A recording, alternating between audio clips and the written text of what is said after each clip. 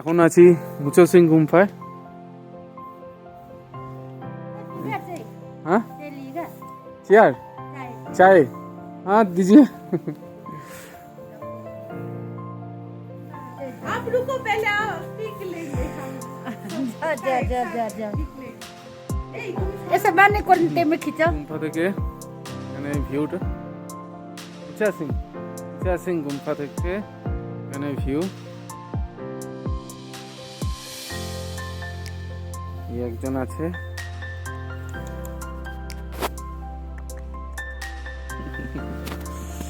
খুব সুন্দর জায়গাটা। ওই সামনে বুদ্ধ পার্ক আছে, বাপ্পাদা গেছে, আমি আর অতদূর যাইনি। দেখো দারুণ ভিউ এখান থেকে।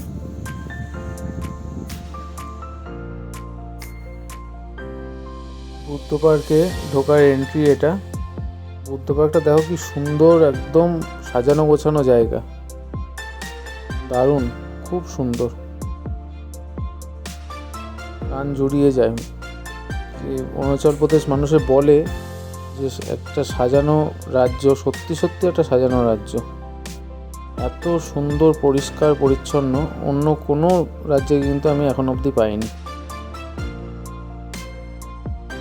রাস্তাটা তোমরা শুধু দেখো, কি রাস্তা দিয়ে আসলাম দেখাই তোমাদেরকে।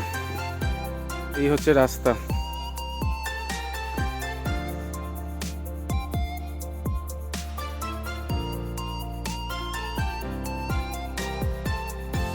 এই সোজা বুদ্ধ পার্ক চলে যাচ্ছে। যারা অ্যাডভেঞ্চার করতে ভালোবাসো অবশ্যই কিন্তু এই রুটটায় এসো, যদি অরুণাচল আসো, খুব ভালো লাগবে।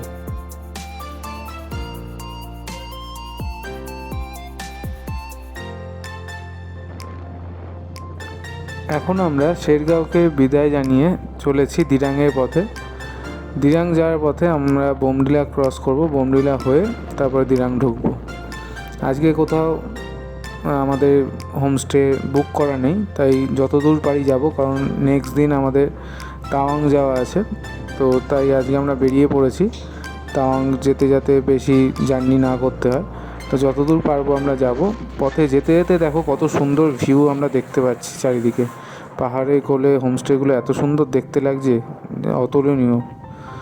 সত্যি সত্যি এখানে যেন পরিবেশটাকে প্রকৃতি একদম সাজিয়ে গুছিয়ে দিয়েছে।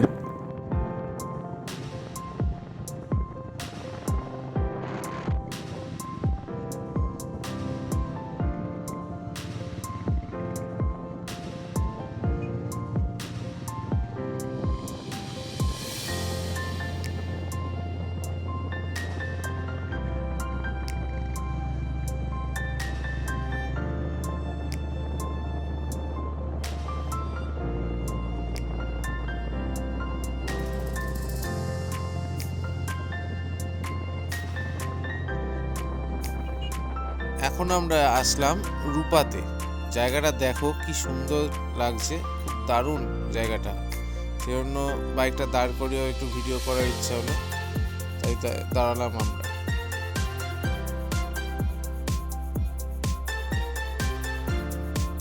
এটা হচ্ছে স্টেডিয়াম রূপা টাউন ক্লাবে।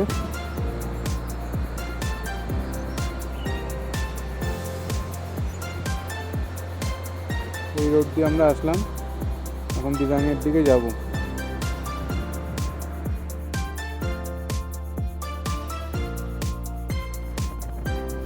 পাহাড়ের এই আঁকাবাঁকা রাস্তা দিয়ে বাইক চালিয়ে যেতে এত ভালো লাগে আমাদের বলে বোঝাতে পারবো না। হিমাচল যখন গেছিলাম তখন গাড়ি করেই ঘুরছিলাম, তখনও এখানে গিয়ে ভাবছিলাম যদি এখানে একটু বাইক নিয়ে আসতে পারি। তো এবারে হিমাচলটা করার পরে ভেবেছিলাম এই বছরে আর কোনো বড় ট্রিপ করব না পাহাড়ে, কিন্তু পাহাড়ের ওই নেশা, ওই পাইনের গন্ধ বারে বারে মন টেনে নিয়ে যায় তার দিকে। তাই কিছু না ভেবেই বেরিয়ে পড়লাম, কোনো রকম প্রিপারেশন না নিয়ে।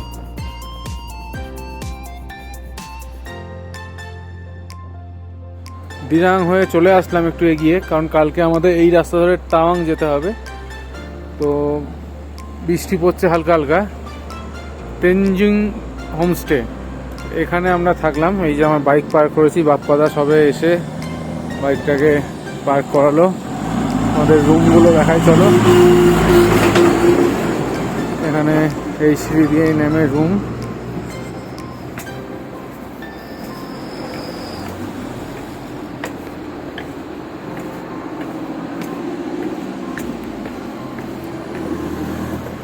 এদিকে ভিউটা খালি শুধু দেখো তোমরা, নিচে ওই নিচে নদী বয়ে চলেছে।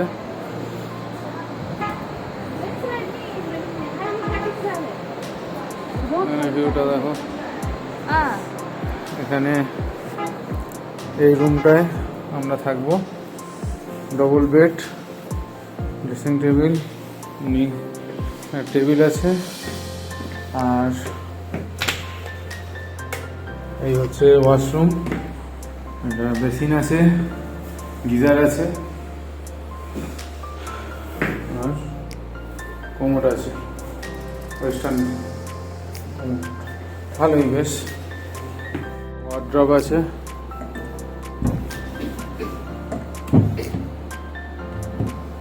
রাতের ভিউটা খালি তোমরা দেখো, একদম জোনাকির আলোর মতো সব জ্বলছে যেন, অপূর্ব দেখতে লাগছে। আর আওয়াজটা পাচ্ছ এখান দিয়ে, নিচ দিয়ে যে নদীটা গেছে, নদীর আওয়াজটা। সামনেই আছে হট স্প্রিং, সকালবেলায় যাব এখানে একটু স্নান করতে, তখন তোমাদেরকে দেখাবো। দারুণ দারুণ। 5:30, ওয়েদারটা দেখো, প্রচুর মেঘ হয়েছে। ওই দূরে দেখো মেঘটা কেমন লাগছে দেখতে, পাহাড় আর দেখা যাচ্ছে না মেঘের জন্য, প্রচুর মেঘ ঢুকছে।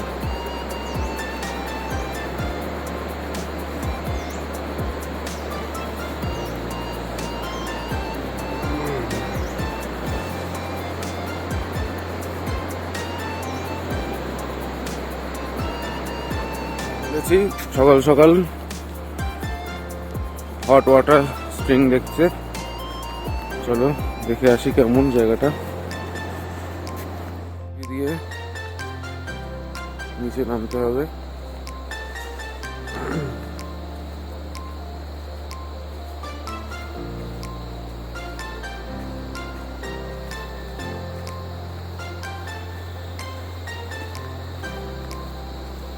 অনেকটা সিঁড়ি দিয়ে নেমে এসেছি।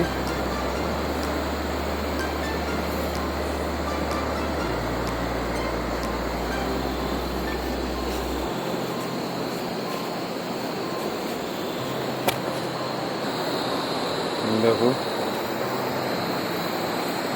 চলে এসেছি।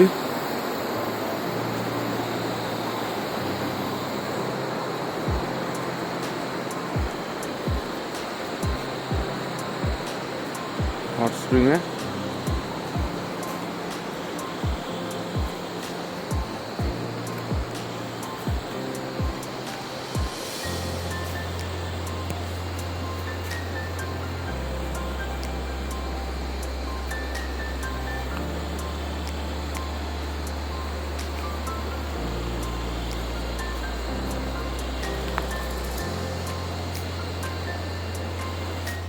দাঁড়িয়ে আছি।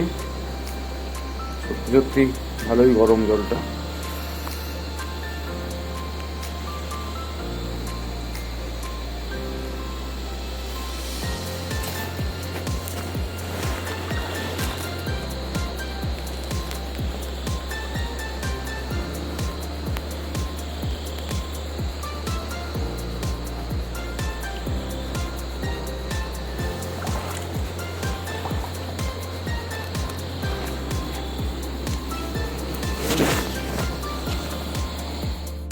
নামাটা যতটা সহজ ততটাই কঠিন, হাঁপলে গেল উঠতে গিয়ে। বৃষ্টি পড়ছে হালকা হালকা, জায়গাটা বেশ ভালোই লাগলো। আজকে আমরা যাবো তাওয়াংয়ের উদ্দেশ্যে, শিলা পাস হয়ে যাব, আর তাওয়াং থেকে দিনকে ফিরবো সেটা টানেল হয়ে ফিরবো। চলো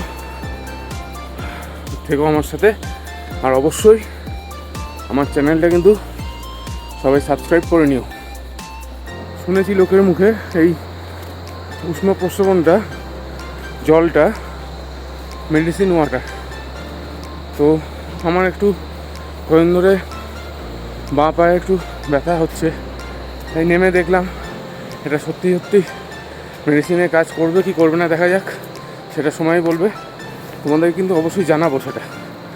চলো টাটা।